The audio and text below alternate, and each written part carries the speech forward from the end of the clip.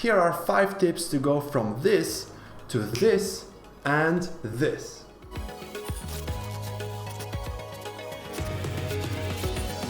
Всем привет, my name is Elvin, welcome to the new look of this channel. However, I do feel like it's not entirely finished because I do need to make my background look a little bit more interesting. Now, instead of just randomly making a background, I thought I'll invest actual time and effort into learning what makes a good background. And the first thing that came into my mind on this topic is composition, which is used in both photography and filmmaking to compose a shot. Now, I'm pretty sure I'm overcomplicating things because you can literally go to YouTube, search for YouTube backgrounds, and you'll find like 100 videos on this topic with explanations and ideas and even like builds. Nevertheless, composition is very important to know, and so I set myself on that path. And even though I didn't finish the topic yet, I already pinpoint a couple of interesting subtopics which I think will be interesting to not only look at, but it will help me to make my background look really cool. So let's get right into it. So the first thing we're going to be looking at is depth, and that is the distance between you or me as a subject and the background. The more depth you have, the more interesting your shots can be, because you have more space where you can put various different props or perhaps just showcasing certain elements of the environment that can help to further develop the story. Now, in case of YouTube, it'll help you to further shape the branding of your channel. Now, you can also have a flat background. This is when you have practically no space between the background and yourself.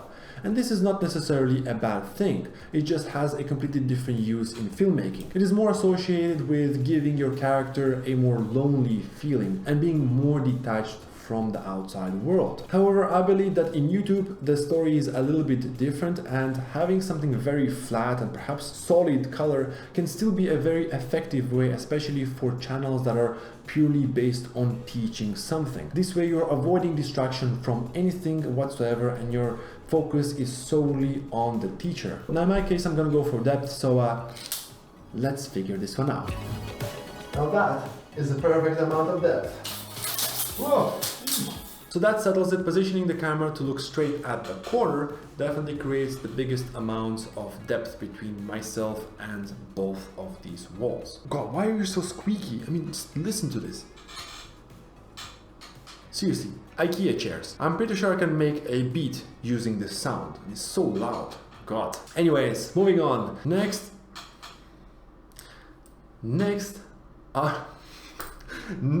are leading lines.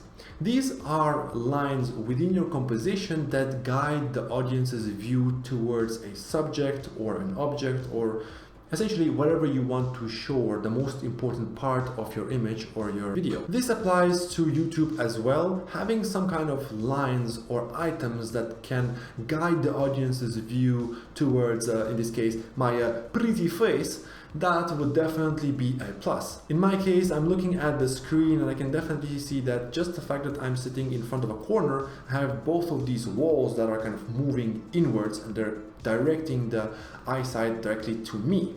Also, we have like a line over there and these small lines on the door itself that are kind of leading the audience's view towards the center, which is exactly where I am. So that acts as a proof that definitely this choice of camera placement is a good one. Next we have is size, specifically the size of the character or the subject, in this case me, within your shot. So for instance, having something on the shoulder level like now, or perhaps maybe if I just kind of zoom out a little bit more and just stay here on more of a kind of chest area. This is considered to be a casual shot in filmmaking, since this is how we usually are used to looking at people on a daily basis, unless of course you are 190 like me or higher, and then we just kind of see only this much. I'm so going to hell for this. On the other hand, having something as close as this or even closer creates more importance towards the character and what he says, and it is especially effective in filmmaking when you want to show emotions that the character is experiencing. Now in my case, what I'm going to be doing is I'm going to go with a medium shot, I think around this much, which is 24 millimeters, and I think it's perfect because we have a very nice casual atmosphere here, but if I need to emphasize on something, I can just zoom in post. So it's very versatile. You know, one of the most annoying sounds for me is when people drink liquid like this. My God, like every time I hear someone going, I just want to destroy that person. I mean, I don't see what's the point of doing that? Ugh. And final point is contrast. And this one comes in different forms. So it can be color, it could be shapes, or it could be sizes of these shapes or colors. For instance, when your subject and your backgrounds have similar, if not the same colors, your subject starts to blend in with the background. And that in turn creates a less important feeling or vibe towards your subject. I just realized that you can barely even see the plant. So definitely I need to do something, perhaps adding some color. And for that, I'm gonna use the NANLITE. Let's see, let's turn it on. Ooh, nice and cyberpunky. Let's see. You can put it on the braids. That's pretty cool. When you're sitting down, it separates me a little bit from the shoulder area. That's pretty cool. But what if we reposition it? What I realized is that putting the power tube under the plant makes the plant pop. However, there's not enough light actually going on the wall itself. So as a workaround, I had to place it high up like here. And for that, since I don't have another stand, my good old ironing board came to the rescue. And I'm just supporting it with the Gorilla Pod. Now it looks strange. However, once I sit down and I block it, you can see this really nice backdrop behind me. And one thing that is still missing, even though I do enjoy this moody look, I think a little bit light on this side would still do good. And for that, I'm gonna use my bedroom light. And once I turn it on, it's like maximum brightness. It's a little bit too much. So let's reduce it to medium. This is nice. I'm trying to judge from what I see on the LCD screen, which is a little bit difficult because it's like far away. But I can see it's definitely brighter on my face, but you can also see my shoulder is lit up as well.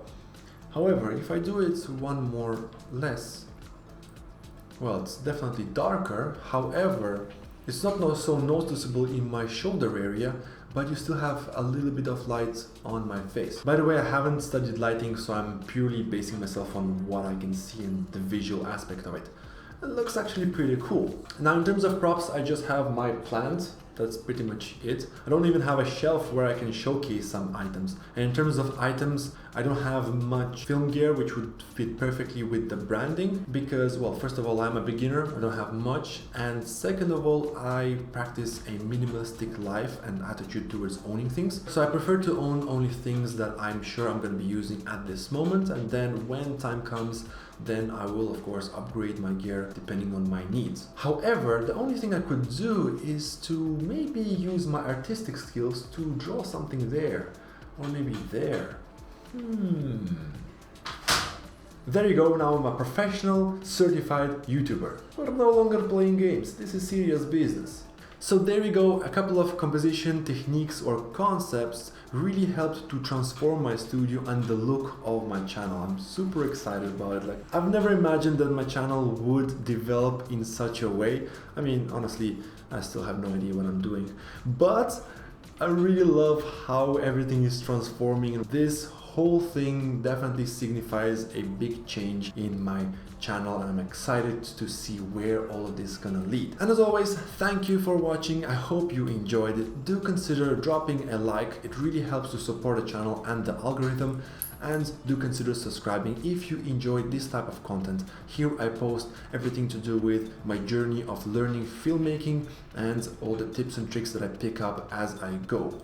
If you are a beginner filmmaker, let's connect, let's learn and grow together. Thank you, and I see you in the next one. Пока!